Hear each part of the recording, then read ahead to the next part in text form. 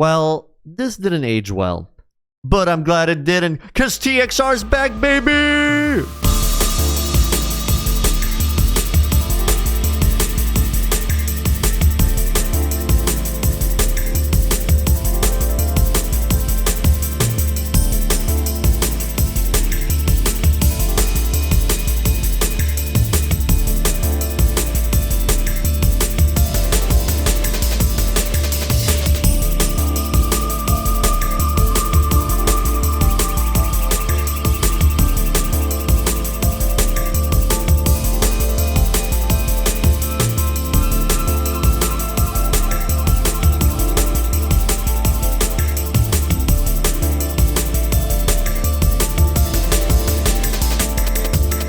When I first started delving into the Tokyo Xtreme Racer series almost 2 years ago, at the time it looked like a series that is pretty much long gone with almost no chance of a revival, with some of its developers moving away to develop the Wonga Midnight Arcade series, and the last game to be officially released being this. What the hell?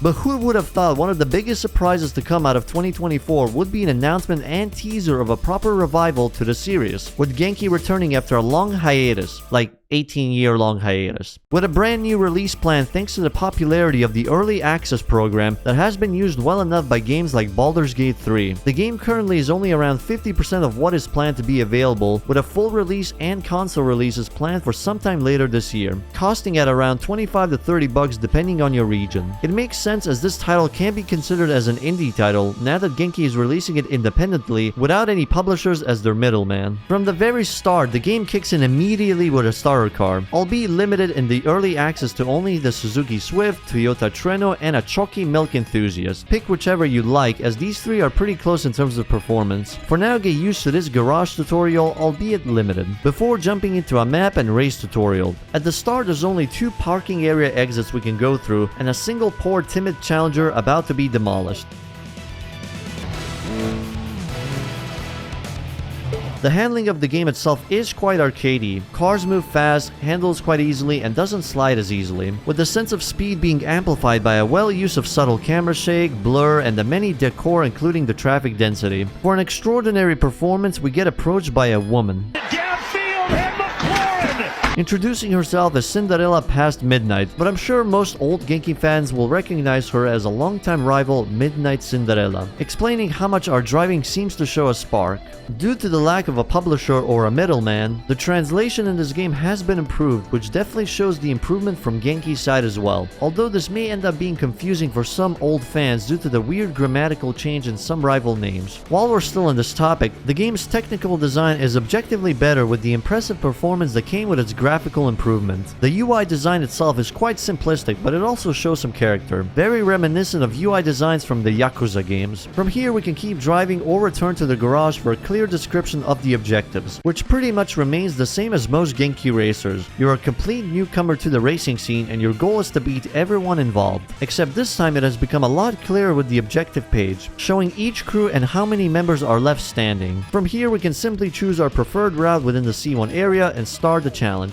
Beat each rival in a crew and the leader will come knocking for a challenge. As per usual, most of the races in this game will be performed in the SP battle method, where each player has a health bar that goes down whenever they're left in the dust or get in any form of collisions. The races themselves have been improved in many places. To start with, the traffic density itself has been increased significantly and is no longer limited to the Genki official vans. The races themselves have been made very rapid thanks to the seamless transition after each race, although this means no replay footage involved, but you can still see how much cash you earned in the bottom left, increased even more by doing basic things like overtaking, near misses, and driving fast during the race. Another effect caused by the increased traffic can also be seen from opponents that may crash often, which is pretty beneficial for the faster opponents, but shows the weakness from the AI behavior, which is basically going super fast in the straights and almost no control around the corners. Wait, what? What? Bruh, what have you done?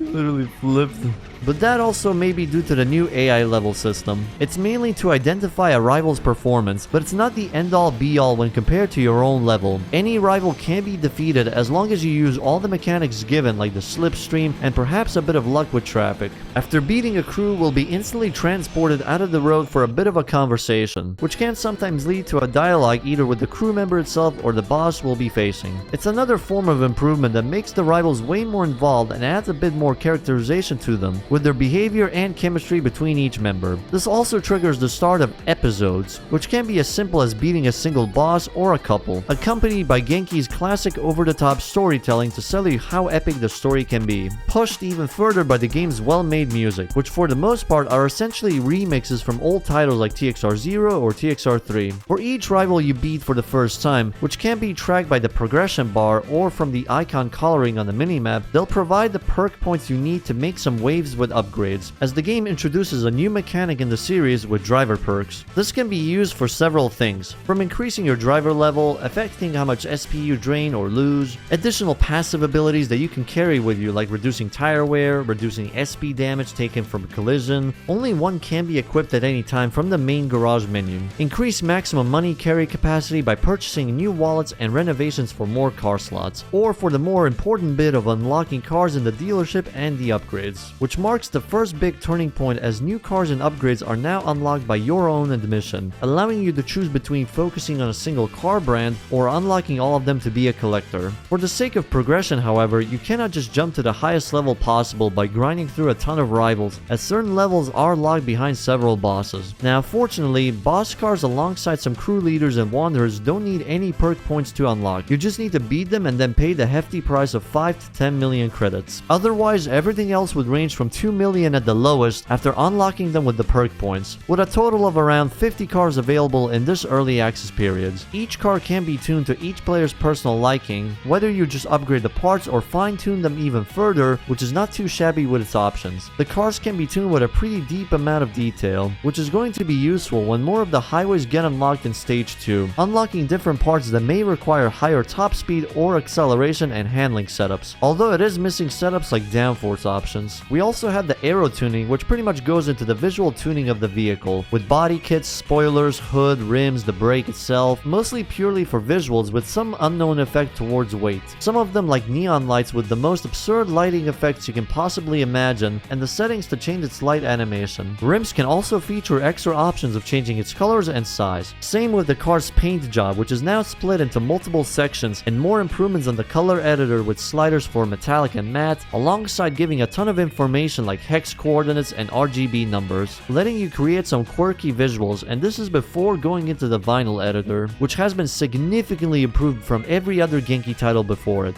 We no longer have the drawing system or the fixed decals, giving a much better experience for creating custom liveries, but we're not the only ones benefiting from this feature update. Even the devs themselves have gone nuts with the improvements, as almost every single rival in the game, even the minor crew members, have been given their own personalized visuals, giving each member their own personalities from their cars alone. However, when using this feature, be wary of the layer cost, as it is not done traditionally, with each decal having its own layer cost instead of counting as just one, especially with a maximum of 40 layer costs in total. Additionally, there's also the license plate that has pretty much the basic options for some neat tiny personalization. Once we are done with the creation of our monster, we can finally clear the prologue stage. This can be done by beating the 3 crews and the bosses that will spawn after, with the finale unlocking the entire stage of Tokyo, including the Wangan and Yokohama sections. The map itself in total is very similar to how it was in TXR2 and 0, with the only section missing here being the Yokohama section from TXR3. The next stage also unlocks several new features that are going to be quite important to deal with. So first, let's talk about tire setups. In the garage main screen, we can choose between hard, medium, and soft tires for the night. Making them unlocked by default is a pretty good choice, as it lets players choose to focus more on how to tackle the night. You may also notice there are no wet or high grip tires available, as the game features no rain weather at the moment. The new areas feature parking areas that we can enter, where we can meet a legendary mechanic. His role comes with giving any player randomized tuning to any part for the night.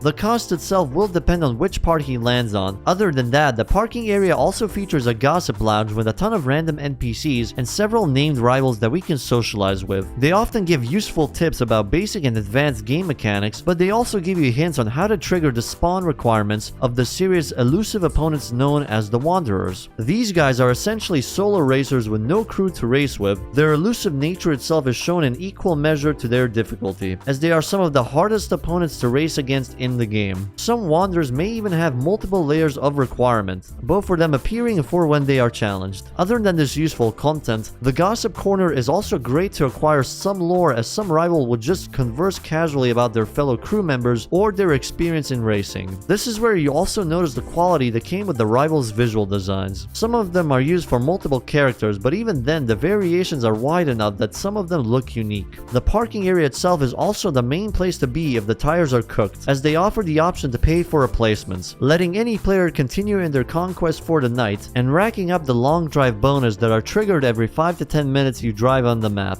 The rivals that you can challenge here are often either Wanderers themselves or rival crews that can trigger special conditions, like the back-to-back races or dual and triple. Unfortunately, unlike the previous games, leaving parking areas does not line up a new opponent to challenge, so sometimes you'll just have to sit there and wait for them, or drive the opposite way to get to them quickly. Or in the meanwhile, you can also challenge the random traffic to a race, which explains why they've been given the same cars a player would be able to drive in. As an alternative, this game also features an auto cruise. Pressing down on the D-pad, the car will move at a safe speed following the lane. It's not exactly useful, but it's a good feature to turn on when all you want to do is immerse in the Japanese highway driving with some chill vibe.